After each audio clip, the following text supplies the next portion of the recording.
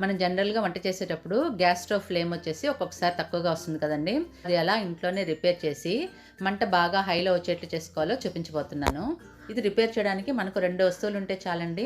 ఇటువంటి stapler pins, nose plier. First ఒక stapler పిన్‌ని ఇలా సెపరేట్ చేసుకోండి.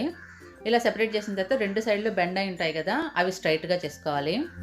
ఇలా 2 సైడ్‌లు తీసేసిన తర్వాత ఈ విధంగా పొడుగ్గా వస్తుందండి. ఇది ఇలా ఒక సైడ్ పట్టుకొని రిపేర్ చేసుకోవాలన్నమాట. ఒక కార్నర్‌లో పట్టుకోవాలి. గ్యాస్ బర్నర్స్ ఎలాగో మనం ఆఫ్ చేసుకొనున్నాం. ఇప్పుడు గ్యాస్ సిలిండర్ కూడా ఆఫ్ చేసుకోండి. మనకు గ్యాస్ ఈ పక్క నుంచి ఈ రబ్బర్ ట్యూబ్‌లో నుంచి గ్యాస్ స్టవ్‌కి వస్తుందన్నమాట. ఇప్పుడు పైనున్న అన్నీ తీసేసేయండి. బర్నర్స్ అవన్నీ తీసేసుకోవాలి. ఇలా అన్నీ తీసేసి గ్యాస్ స్టవ్‌ని తలకిందులుగా చేసుకోవాలండి.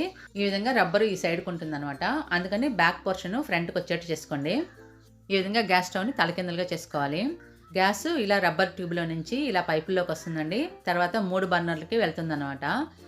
ఆ పైప్స్ దగ్గర హోల్ ఉంటుందండి. దాంట్లోంచి బర్నర్స్‌కి గ్యాస్ వస్తుందన్నమాట. మధ్యది గ్యాస్ బర్నర్ బాగా మండలేదు కదండీ! దాన్ని దగ్గరగా చూపిస్తాను చూడండి. హోల్ కనిపిస్తుంది కదా!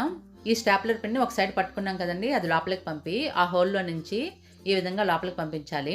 ఇలా 3, 4 సార్లు ముందరికి వెనక్కి అంటే ఆ హోల్ క్లోజ్ అయ్యి ఉండేదంతా ఓపెన్ అయిపోతుందండి.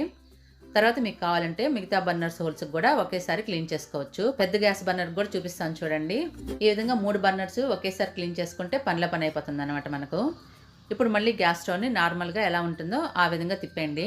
జాగ్రత్తగా స్లోగా తిప్పుకోండి. ఇప్పుడు వాటిపైన అన్ని పార్ట్స్, బర్నర్స్ అన్నీ పెట్టేసుకోండి. మధ్య గ్యాస్ స్టవ్ మనకు తక్కువ ఫ్లేమ్‌లో మండుతుంది కదండీ! వెలిగించి చూపిస్తాను. చాలా బాగా మండుతుంది చూడండి. ఇలా అన్నీ వెలిగించి చూసుకోండి. ఈ విధంగా మీరు ఈజీగా మనమే చిన్న స్టాప్లర్ పిన్ యూజ్ చేసి రిపేర్ చేసుకోవచ్చు.